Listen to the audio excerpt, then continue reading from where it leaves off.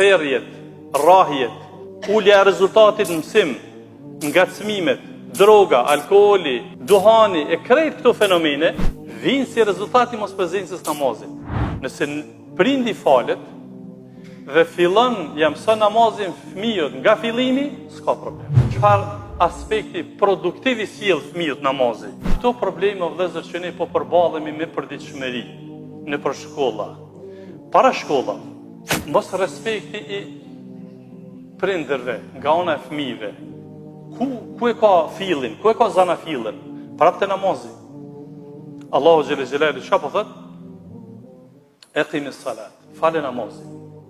Inna salata tenha anil fahshai wal munkar, sepse namazi stopon nga veprimet e pshore, zinaja, prostitucioni, fyrja, ofendimi edhe mëkatet.